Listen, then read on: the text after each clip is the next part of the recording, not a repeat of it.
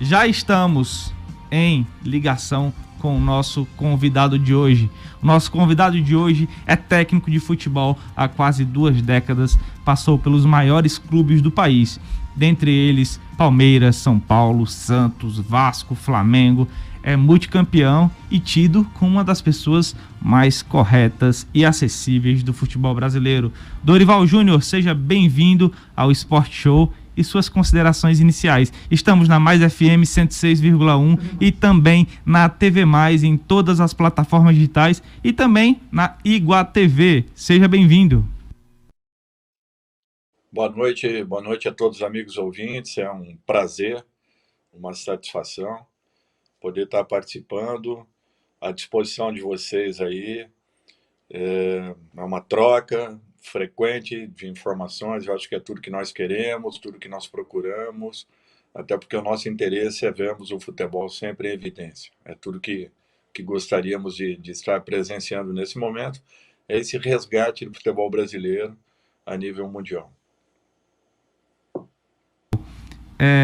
Nós queremos agradecer a participação, desde já, a disponibilidade, e eu quero que você saiba que aqui você participará de um programa que faz essa movimentação do futebol, do esporte amador da cidade de Iguatu e também da região centro-sul do estado do Ceará, certo? O nosso foco sempre foi futebol de várzea, esporte amador, mas eu pude assistir algumas entrevistas suas e vi que esse é um ponto que você apoia, esse é um ponto que você bate na tecla. O crescimento do futebol nacional, ele vem do esporte amador. Eu queria que você falasse um pouco dessa relação várzea profissional. Bom, eu acredito que nós nunca fomos grandes formadores, principalmente com relação a atletas profissionais. Eu explico. O jogador brasileiro, ele sempre aconteceu, ele brotou, aparecia do nada, de todos os cantos do país. O que fazia isso? É que nós tínhamos, há alguns anos atrás, uma única forma de brincarmos. Era com uma bola. Ou, se não estivéssemos com uma bola, estávamos aí correndo, subindo numa árvore, buscando uma fruta, trepando no muro, uma brincadeira no outro. Todas as brincadeiras eram no sentido de você ter movimento, você ter destreza, desenvolvendo habilidade, desenvolvendo uma sintonia que fazia com que tudo aquilo você usasse numa partida de futebol. Quando você ia para campo, você jogava ali com garotos da tua idade, geralmente de 8, de 9, de 10, mas jogava também com garotos de 15, de 16, e aquilo tinha que te ensinar. Você tinha que aprender na marra a sair de situações complicadas com garotos que já eram muito mais formados do que você. Para mim, o grande formador do futebol brasileiro eram os campinhos de terra, até porque em cada quarteirão das nossas cidades nós tínhamos aí pelo menos no mínimo mas tínhamos geralmente 2, 3 campinhos em cada quarteirão. Então jogávamos um quarteirão contra o outro, jogávamos um bairro contra o outro, e essa brincadeira era quase que o dia todo. As nossas mães, elas tinham que nos tirar da rua, porque nós ficávamos ali até o último minuto possível. Entrávamos, tomávamos banho, deitávamos, e no dia seguinte, 7 horas da manhã, estávamos iniciando novamente essa mesma rotina.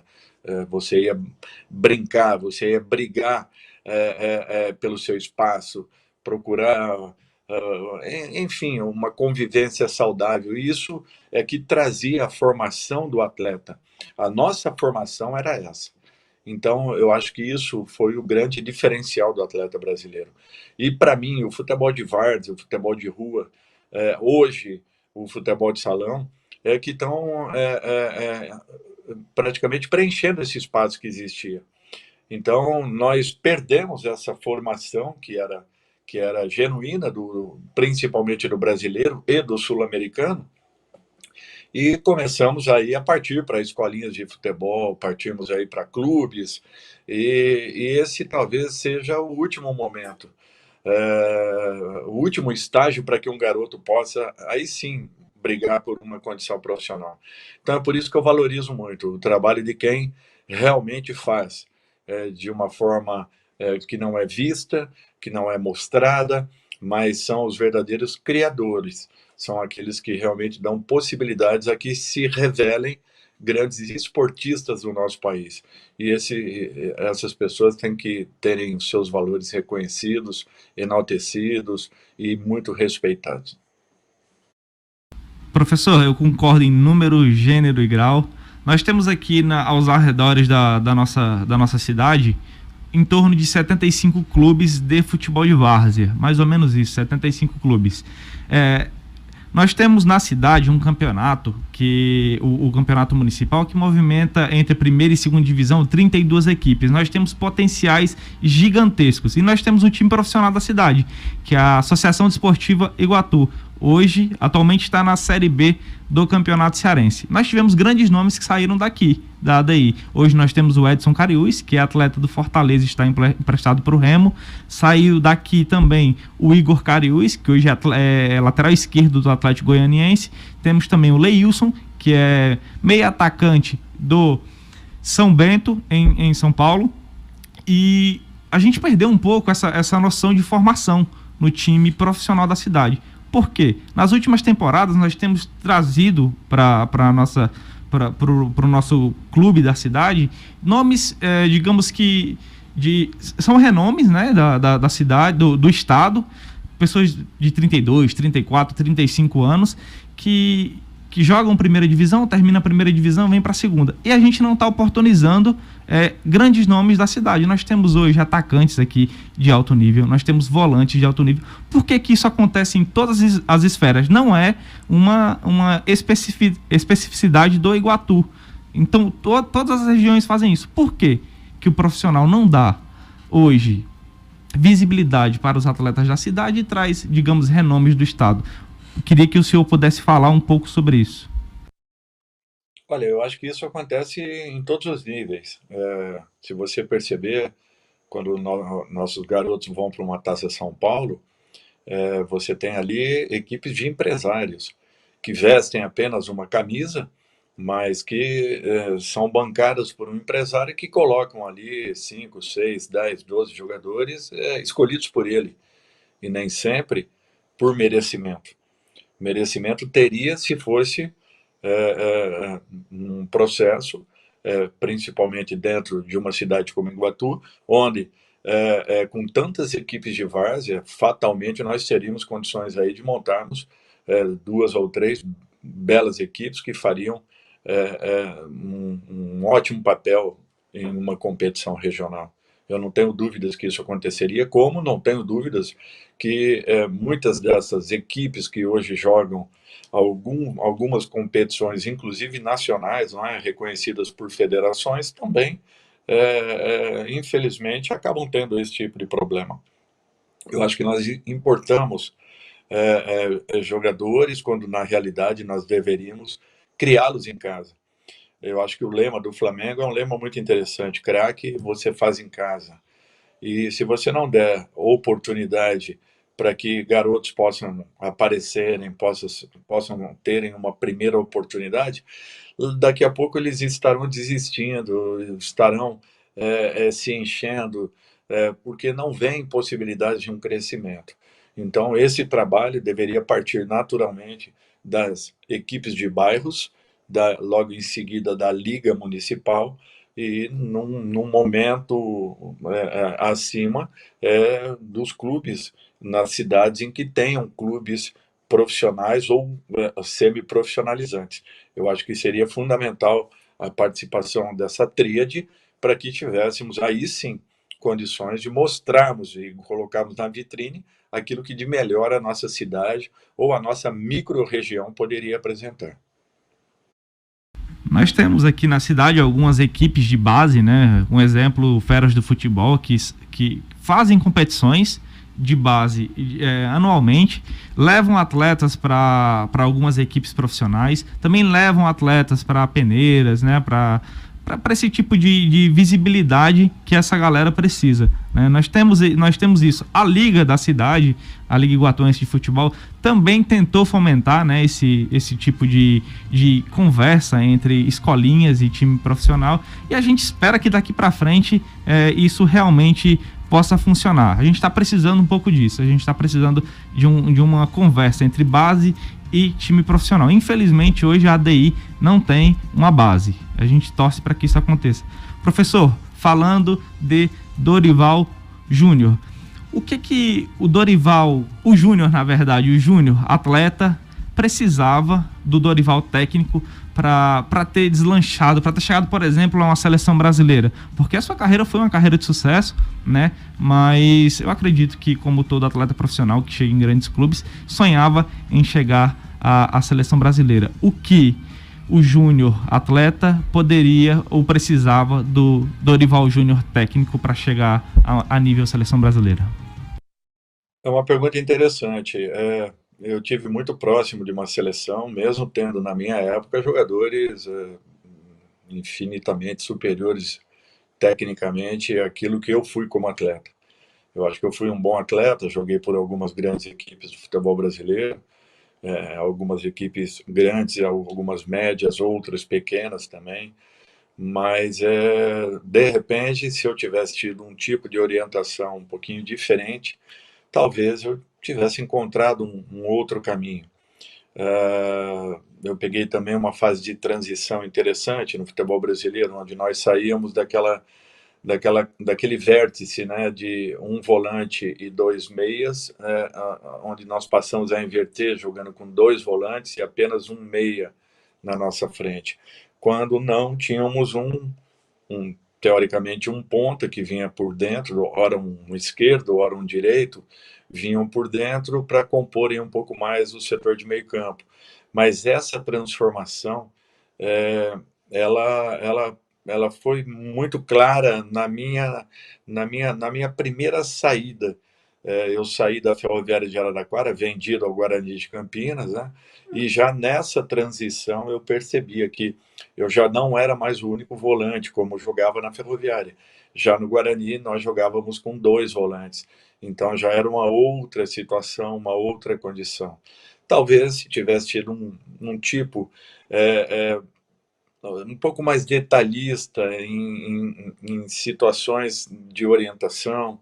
Eu procuro muito fazer isso, então talvez a maior colaboração que o Dorival, treinador, poderia dar ao Dorival ou ao Júnior, jogador, fosse nesse sentido, que fosse um pouco mais detalhista em algumas correções para que pudesse atingir um patamar um pouco diferente. Talvez eu tivesse alcançado, não sei, pode ser que sim, pode ser que não, mas acredito que seria uma contribuição e melhoraria consideravelmente aquilo que eu apresentei ao longo da minha carreira, já que foram 18 anos como profissional, e isso eu dou muito valor, porque num país onde todos nós queremos um dia jogarmos futebol profissionalmente, você alcançar um patamar desse não é fácil, e a competição foi muito difícil, foi muito dura. Graças a Deus, pelo esforço, pela dedicação, eu acabei alcançando um espaço. Sem dúvida nenhuma, 18 anos do futebol profissional não é para qualquer um, né? Você tem que ter qualidade, tem que ter disciplina. Eu digo sempre que o atleta de futebol, especificamente, ele tem que ser um atleta disciplinado. Porque se não for, a carreira é curta, né? E não é boa. Professor, eu queria que o senhor pudesse falar dessa... Eu assisti todas as entrevistas que o senhor pode imaginar que tem no YouTube, e eu queria fugir de tudo que o senhor já respondeu. Eu queria ser inovador, e eu queria que o senhor pudesse falar sobre... Eu via o senhor falando sobre que o jogador brasileiro ele tem uma visão muito mercantilista, né, de futebol. A galera hoje, ela chega e diz assim: eu quero ser jogador de futebol para ter dinheiro, para dar uma casa para minha mãe, para dar uma vida melhor para minha família. Já em outros esportes, né, você é ensinado a curtir o momento. O jogador de tênis curta o jogo, caso dê certo, caso você se profissionalize, aí a história é outra. Por que que o jogador brasileiro tem essa visão. O jogador brasileiro não, o futebolista, ele tem essa visão. Por que a garotada já cresce assim? E eu faço essa pergunta porque nós temos 2 rapazes que só esperando essa época de pandemia passar, que vão fazer testes num time aqui do Ceará, o Floresta. E esses 2 garotos, a indicação que eu dou a eles é: sintam futebol, vão com coração, se divirtam. Não pensem nessa possibilidade financeira, pensem com o coração. Qual a dica? O que o professor tem a falar sobre isso para esses garotos que estão iniciando agora a carreira de atleta de futebol? Primeiro é que todos nós, família, jogamos uma responsabilidade muito grande em garotos promissores. Por quê? Porque quando nós estamos num bairro, nós temos ali 15, 20 garotos promissores, da mesma faixa etária. Daqui a pouco, quando abrimos um pouco mais a região, encampamos aí 3 bairros da cidade, nós passamos a ter, dentro do nosso bairro, desse bairro inicial de 15, 20 garotos, nós passamos a ter ali 10 garotos que possam ser futuros atletas. Quando nós abrimos um pouco mais e passamos a encampar metade da nossa cidade, nós vamos dizer que no nosso bairro nós temos ali 5 ou 6 garotos que possam vir a ser um dia um atleta profissional. E quando nós encampamos a cidade, aí nós vamos perceber que talvez 1 garoto, 2, no máximo da nossa região, possa vir a ser um atleta profissional. E em cima desse garoto é jogada uma responsabilidade muito grande. Por quê? Por ser ali um respirador da sua família, um arrimo da sua família, uma sustentação futura da sua família. E isso como eu vou te colocar, é uma forma desleal de jogarmos uma responsabilidade excessiva em cima de um garoto que está praticamente em início, um processo de formação. É muito complicado essa fase. Por quê? Porque nem sempre a maturidade de um garoto ela vai acontecer com 16, 17 anos. Isso acontece com os diferenciados, com jogadores acima da média. Com 18, 19, 20, a grande maioria consegue se estabelecer. Mas alguns deles também completam a sua formação com 20, 21, 22, às vezes até 23 anos. Tem jogadores que completam a sua maturação, a sua formação com 22 para 23 anos. E, de repente, nesse intervalo todo, no meio desse caminho, nós perdemos muito desses valores. Por quê? Porque nós somos excessivamente egoístas em todos os aspectos. Nós queremos que o atleta, que esse garoto, ele rapidamente ele se desenvolva, que rapidamente ele seja um titular da sua equipe principal, que ele tenha oportunidades, que ele já está pronto, e nem sempre é assim. No futebol não se queima etapas, nós temos que ter muito cuidado. Os garotos, eles têm um processo natural de crescimento, de evolução, de maturação, e aí sim do alcance de resultados. É como uma equipe de futebol. E, infelizmente, essa impaciência gerada, esse imediatismo para que as coisas aconteçam, acaba prejudicando a maioria dos nossos atletas. Então, como eu te disse anteriormente, eu não vejo ainda nossos clubes no Brasil preparados para concluírem e completarem a formação dos nossos atletas. Comprometidos com esse aspecto, nós ainda colocamos aí o imediatismo, que todos, infelizmente, querem para que seus atletas destoem, seus atletas apareçam rapidamente e se tornem uma realidade. Para que isso lhes deem algum tipo de retorno. E nem sempre é assim. Essa maturação, ela demora. Você tem que ser paciencioso. Às vezes o garoto não vai conseguir render no primeiro ano como juniores da sua equipe titular. Ele não vai conseguir no segundo. Às vezes ele vai conseguir no último ano de formação. Às vezes ele vai explodir nos últimos 3 meses de formação. Para você ter uma ideia, um garoto que nasce em janeiro, quando ele chega ao final de um ano, ele é quase que 1 ano mais velho do que um garoto que nasce em novembro, dezembro. Essa diferença de 10, 11 meses, ela é absurda no momento da finalização da formação de um garoto. E você vê, quando finalizam o ano, é justamente no momento em que o garoto vai fazer 20.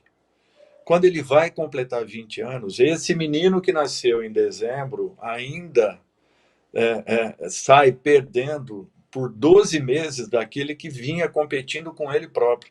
E olha que num processo de formação, 3 meses já é muita coisa, 6 meses um absurdo, 12 meses é o infinito para um garoto da mesma idade de um coleguinha.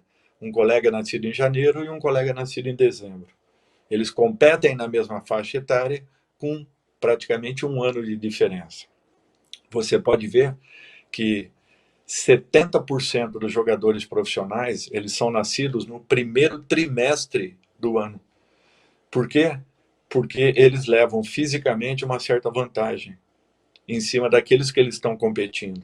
Porque geralmente você vai estar competindo com os garotos da sua idade, na sua equipe, no seu bairro primeiro, na sua equipe num segundo momento. Então, eu acho que esses diferenciais que prejudicam consideravelmente a formação dos nossos garotos. E isso daí contribui ainda mais para que a escassez aconteça. E o que eu percebo é que hoje nós deixamos, inclusive, de fazermos aparecer aqueles que naturalmente sabem jogar futebol. Aqueles que aprendem nas ruas, que aprendem nos campinhos, chutando um limão, uma laranja, uma bolinha de meia, uma bolinha de plástico, depois, quem sabe, uma bola de uma melhor qualidade. Esses, às vezes, vencem, porque insistem, persistem, querem como ninguém, mas a grande maioria, infelizmente, ela acaba sendo cortada, tolhida, no meio desse processo, no meio desse caminho, às vezes pela impaciência gerada por todos aqueles que o cercam, desde família, empresários, diretores, treinadores, enfim. Todo esse processo faz com que bloqueemos e muito o crescimento de muitos dos nossos garotos. É exatamente o que a gente vê aqui na nossa região. Nós temos atletas que chegaram ao profissionalismo, mas de forma tardia. Nós temos o exemplo do Otacílio Neto, que é aqui da cidade de Oroz. O Otacílio Neto já chegou acima de 23 anos de idade, se não me engano, para jogar no Noroeste, né? Daí estourou, jogou Figueirense, jogou Corinthians, até a época de Ronaldo Fenômeno. E essa maturação que o senhor tanto fala, os atletas daqui, eles não conseguem perceber esse estalo de diferença entre saindo de base para profissionalismo, porque aqui é meio que na loucura, né? Aconteceu a mesma coisa com o Edson Cariús. O Edson Cariús, ele foi, por 2 ou 3 anos seguidos, o artilheiro do Brasil, o cara que mais marcou gols no Brasil foi o Edson Cariús. Saiu aqui de uma cidade vizinha, da cidade de Cariús, saiu do clube da nossa cidade, né? E jogou Ferroviário, Fortaleza, fez 2 gols em cima do Corinthians na Copa do Brasil.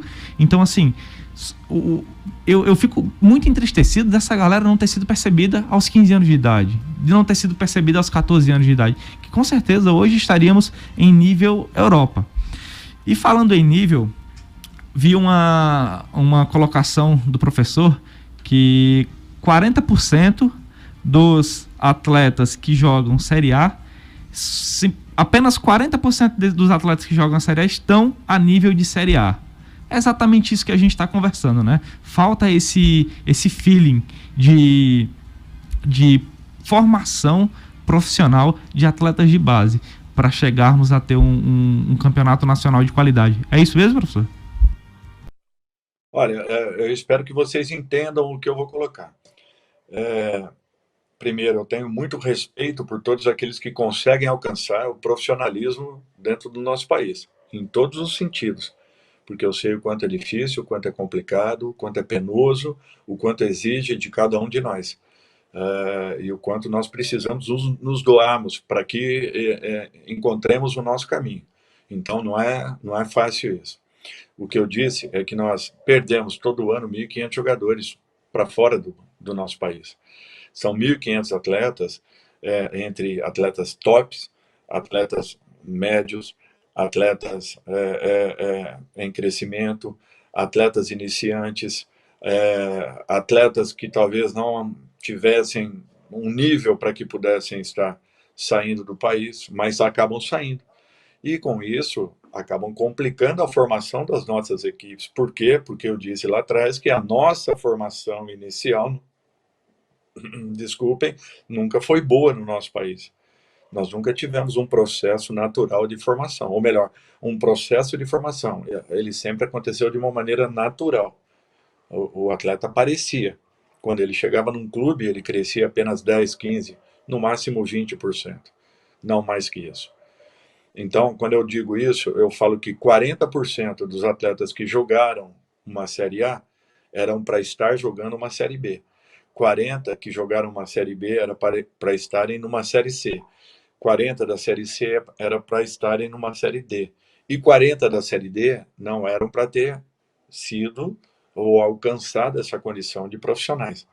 Mas como nós perdemos essa quantidade absurda de atletas todos os anos, são 1.500, e isso vem acontecendo há 12, 13 ou 15 anos mais ou menos, é um número considerável e você não consegue uma reposição na mesma altura daqueles que saem. É muito complicado isso acontecer. Então, nós temos que respeitar aqueles que estão jogando. É uma opinião minha particular. Não quer dizer que com isso eu desmereça os profissionais que aí estão. Eu estou apenas explicando o que eu entendo ser o melhor para o futebol brasileiro e aquilo que nós teríamos que, de repente, fazermos para que os nossos atletas ficassem um pouco mais aqui dentro, internamente, nos nossos clubes, e tivessem nos campeonatos um pouco mais qualificados. Em razão disso, com certeza, teríamos um interesse muito maior em todos os aspectos e nossos clubes seriam muito mais fortes. É nesse sentido que eu fiz essa colocação, mas é uma realidade. Para mim, 40% dos jogadores que estão jogando as séries deveriam estar nas séries logo inferiores. Dorival, vamos fazer aqui digamos que dois, certo? Uma tabela. Vamos fazer uma tabela. Eu vou perguntar e o senhor me responde de maneira simples e sucinta. Qual o maior clube que Dorival jogou futebol como atleta? Qual o maior clube? Foi o Palmeiras. Como técnico, qual foi o maior clube que Dorival dirigiu? A maior equipe que eu dirigi, a melhor equipe, foi o Santos de 2010. O clube, em termos de estrutura, foram Palmeiras e Flamengo. Interessante falar entre o maior clube, melhor elenco e melhor estrutura.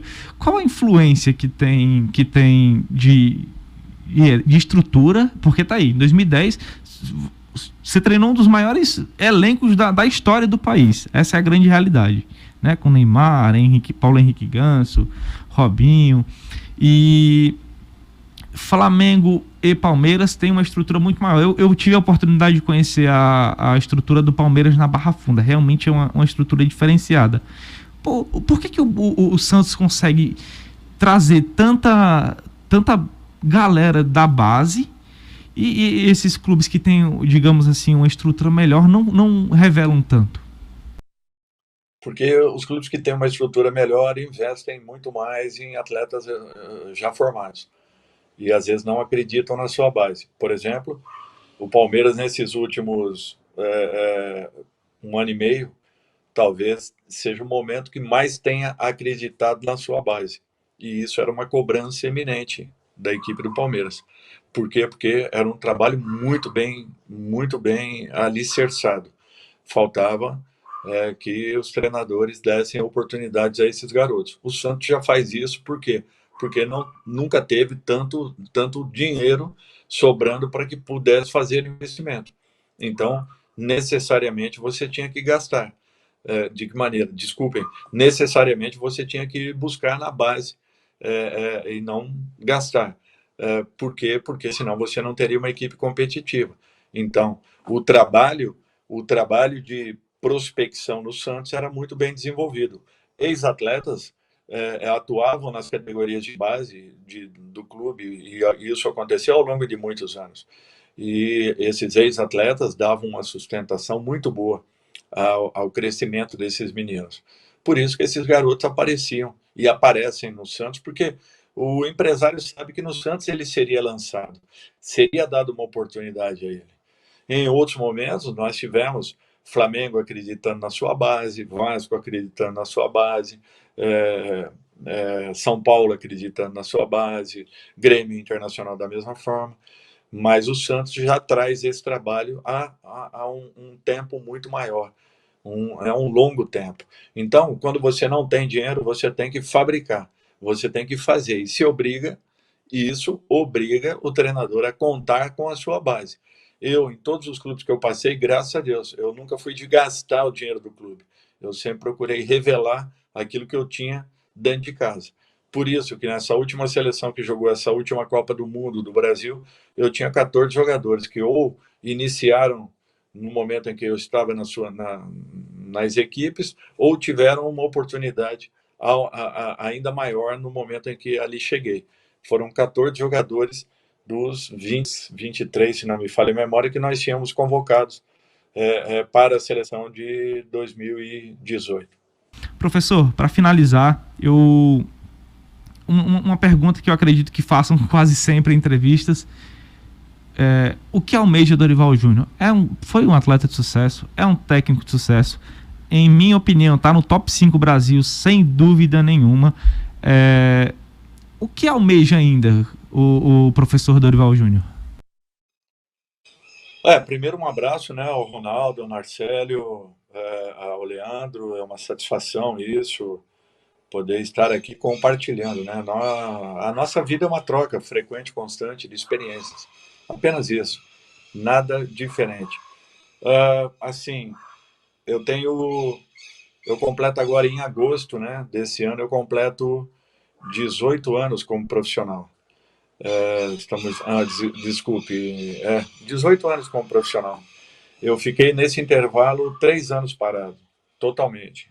Foram 3 anos que eu não fiz atividade nenhuma. E eu tive a oportunidade de ter 15 disputas de campeonatos. Nós ganhamos 11, 16, aliás. Nós ganhamos 11 e 5 delas nós fomos vice-campeões. Inclusive, ultimamente, aí, vice-campeão brasileiro com o Flamengo, vice-campeão brasileiro com o Santos em 16, Flamengo em 18, vice-campeão da Copa do Brasil 2015 com o Santos, já havia sido em 2010 campeão da mesma Copa do Brasil. Eu ainda trabalho por um momento como esse, a conquista de um título nacional. Eu acho que eu estou bem perto, bem próximo, no momento certo, Deus sabe a hora, vai me dar essa oportunidade. Eu ainda estou trabalhando nesse sentido. Gostaria ainda de ver algumas equipes que passei, que eu possa ainda finalizar os meus trabalhos nessas equipes, já que deixamos alguns trabalhos bem preparados aí para que outros pudessem, de repente, finalizarem e alcançarem resultados importantes. Então, eu fico muito feliz. A carreira que tive, consegui livrar aí 7 equipes de zonas de rebaixamento, o que é muito complicado, muito difícil no nosso país. Consegui fazer com que 3 equipes que chegamos à Libertadores, o Cruzeiro em 2007, foi vice-campeão com o Adilson em 2008, o Santos em 2010, foi campeão com o Muricy em 2011, e o Flamengo de 2018, que foi campeão em 2019 com Jorge Jesus, alcançassem aí os títulos de Libertadores. Então, eu espero que em algum momento eu também possa buscar a finalização de uma competição importante, ou nacional, ou de repente sul-americano, mas que eu ainda preencha a minha carreira com algumas dessas conquistas, que é o que faltam nesses 15 aí, 16 anos que me oportunizaram a possibilidade de estar em grandes equipes do futebol brasileiro. Professor, antes de nos despedirmos, eu vou pedir para que a técnica aqui solte um vídeo que é de extrema importância. Eu preciso agradecer demais esse rapaz, Luiz Peixoto, diretamente de Lisboa, Portugal, que foi quem fez esse intercâmbio, Dorival Júnior mais FM, Thiago Oliveira. Eu só tenho a agradecer. Eu peço para que o senhor tenha paciência e assista com a gente esses 45 segundos de vídeo do Luiz Peixoto. Boa noite aí a todos do programa TV Mais, aqui quem fala é Luiz Peixoto, passando aqui para deixar um recado importante aí o nosso amigo Dorival Júnior, falar desse cara sensacional, um cara humilde, um cara batalhador, um cara super atencioso. Quero agradecer a você aí, Dorival, por tudo aí que você vem fazendo pelo futebol brasileiro e por estar dando sempre essas oportunidades de estar falando com você, cara. Que Deus continue abençoando sua vida, desde agora e para sempre. Tá, tamo junto aí, seu amigo Luiz Peixoto, Lisboa, Portugal. Um abraço, meu irmão. Tamo junto. Valeu, Luiz. Muito obrigado pela participação. Muito obrigado por essa ponte, viu? Eu fico extremamente agradecido. Professor Dorival, eu queria agradecer de coração a disponibilidade. Queria agradecer demais essa conversa, esse bate-papo que foi muito proveitoso, sem dúvida nenhuma. A audiência lá em cima. E para finalizar, extraindo tudo que eu pude assistir. Acho que esse último fim de semana eu devo ter assistido umas 40 horas de vídeo falando de Dorival Júnior. Eu queria que o senhor falasse, né, nessa oportunidade de por que o Brasil trata tão mal o treinador e por que vocês não têm a liberdade de ter um trabalho com consistência.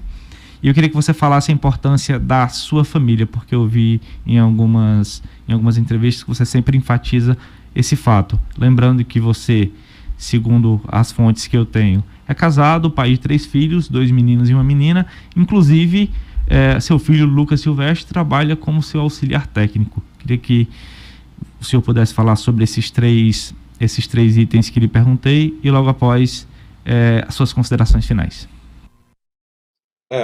Com relação à família, acho que a base é a sustentação de tudo, né? O Lucas está comigo desde 2010, quando eu fui para o Atlético Mineiro. Foi o primeiro momento dele na carreira. Ele já vinha trabalhando comigo paralelamente nos últimos 3 anos, e quando ele finalizou a sua formação, ele passou a fazer parte da minha equipe de trabalho e hoje é o meu auxiliar direto. Com relação ao profissional de futebol, é que, infelizmente, no Brasil nós não aprendemos a avaliar trabalhos, nós avaliamos resultados. Isso daí resume o que é essa corda bamba em que vivemos ao longo dos anos. É uma cobrança absurda, desnecessária. Nós temos a nossa responsabilidade, sim. Nós temos um processo, todos nós estamos interessados e queremos a melhoria do futebol. E para que isso aconteça, vocês todos sabem, num pequeno comércio, você precisa de tempo para montar o seu trabalho, maturar o seu trabalho, corrigi-lo e aí sim alcançar resultados. Imaginem no futebol.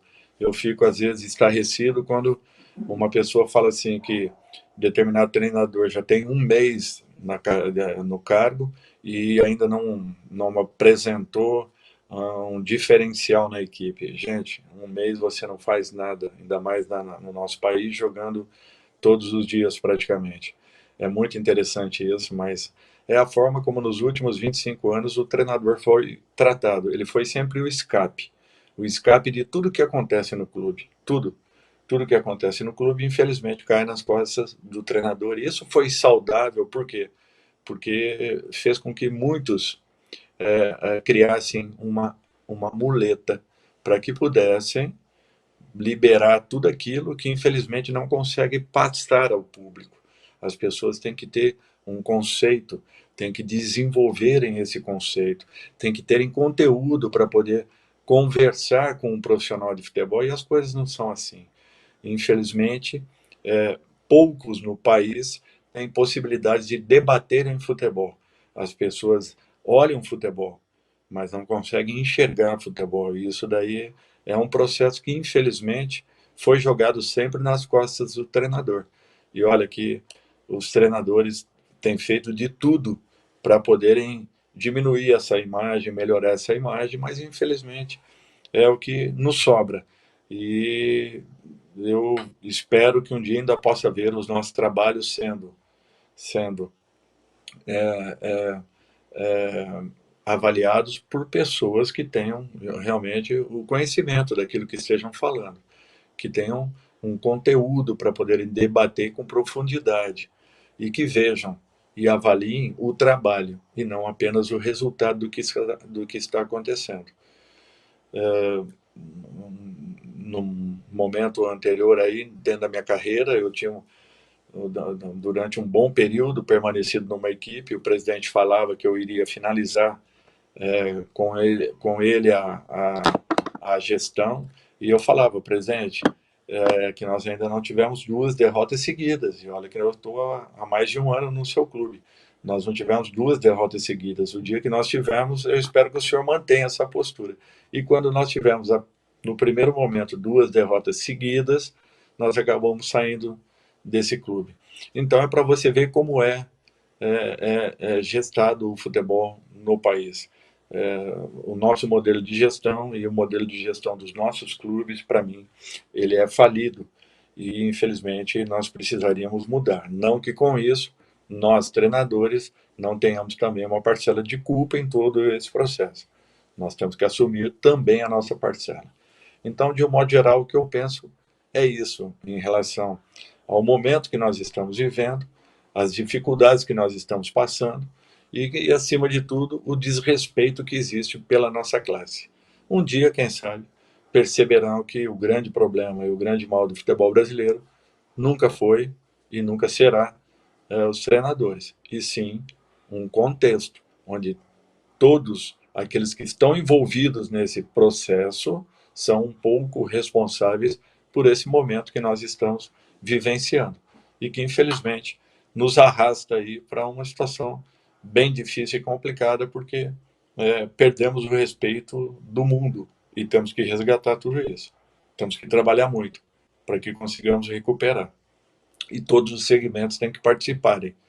Não podemos ficar apenas nessa condição de avaliarmos o resultado do final de semana ou do meio dela, porque se continuarmos assim, ninguém vai prestar e os nossos clubes vão falirem, porque infelizmente contratam 3, 4 profissionais ao longo de uma temporada. Quem consegue sustentar tudo isso?